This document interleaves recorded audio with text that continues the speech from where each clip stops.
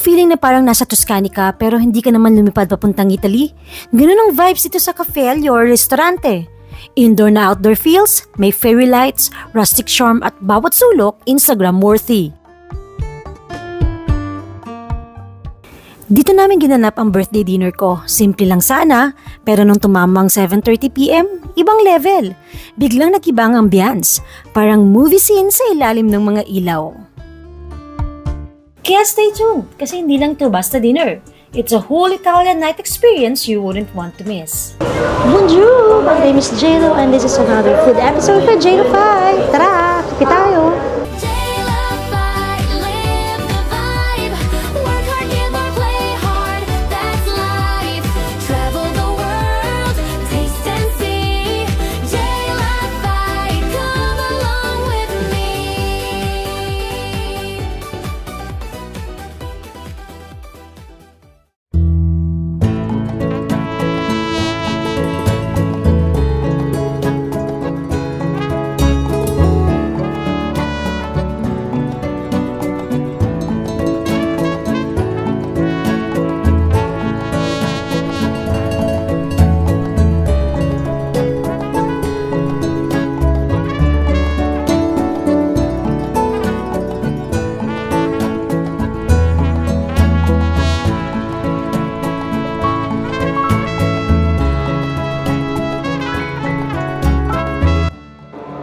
Tatanungin kasi dito pagka may birthday, tapos may isang family member na tatawagin nila for secret surveillance.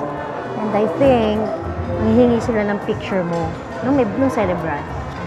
Tapos may binibigay na card. I think naandun yung instructions or yung email or email address kung saan isa-send yung picture ng celebrant. Yung mango sinigang, ano siya? So, ang ginamit na pampaasin is mangga. So, matamis siya. Let's see mamaya kung anong lasa nun. Thank you so much. That's so pretty. Shrimp cocktail, guys. And mango sinigang. Ma'am, may refill po siya naman. Once na ubusin sa bawa, sa bawa. Yeah. I-refill siya sa soup mo. Yes. Correct. Hindi Alam ko, sharing to rin. Wala lang na. Go. Hey guys, welcome to my vlog. This is Cafe Allure. I recommend this to everyone. Shrimp cocktails with dip. Tikman natin. Oh! Buttery, garlicky. Oh my God.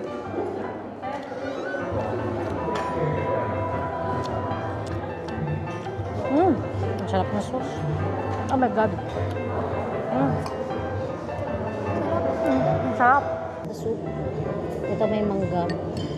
And lusok daw. So, parang sinigang na bayabas, no? Parang sinigang na bayabas. Pero maasim pa din siya. Sinigang pa din siya.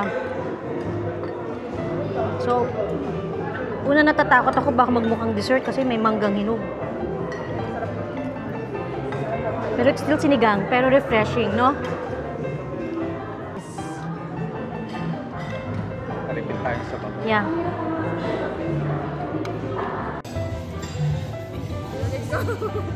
Uy, hindi ko na nga na-video yung ano. Yan, o.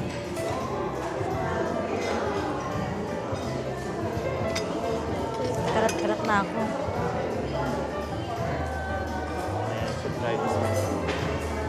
Baka na mag-ano. May honey chili po namin. Honey chili.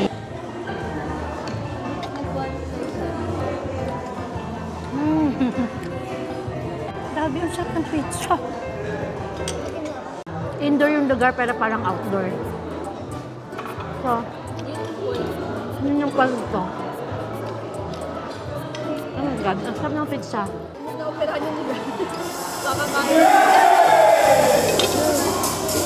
Daddy, video mo ako.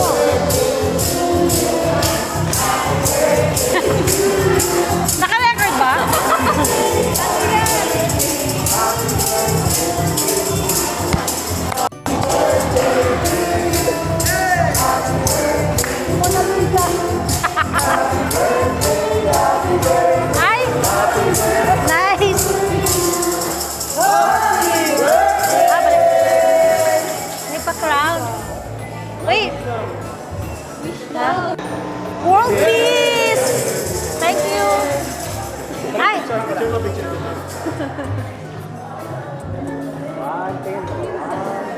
Okay, birthday ko daw kasi.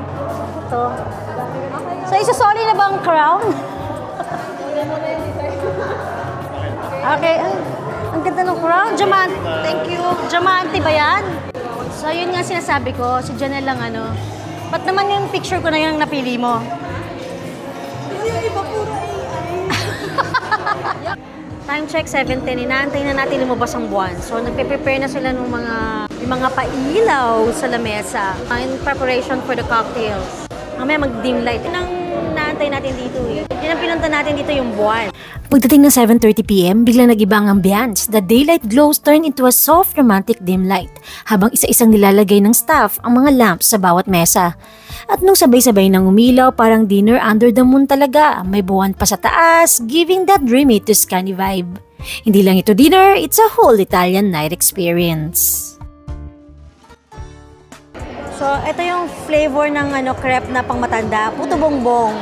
So, with vanilla ice cream at syempre yung mga binubudbud sa ulo. So, ano siya oh, yung parang puto bongbong talaga yung texture ng crepe. Tapos syempre brown sugar, game.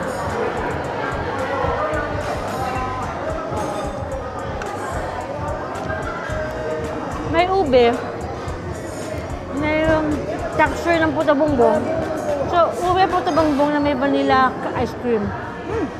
Ayan. And of course, ito yung may condensed milk.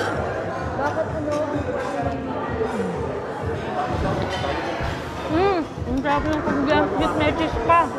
Budol yung mga crew, no? Sabagay yung bilinga. Budol, lahat na sinabi niya, mawala ako ng umuho. Para ako na-hypnotize. Sobrang skilled din na magbenta. Hindi na namin alam yung magkano presyo ng mga pinagbibili namin. Oo lang tayo ng oo. Buy one, take one. Oo. And that wraps up our lovely dinner here at Cafe Alior Restaurante. Great food, warm service, and that unforgettable moonlit vibe. If you enjoyed this, don't forget to subscribe and join me on my next travel and food adventure. There's always more to taste, see, and share. See you in my next vlog!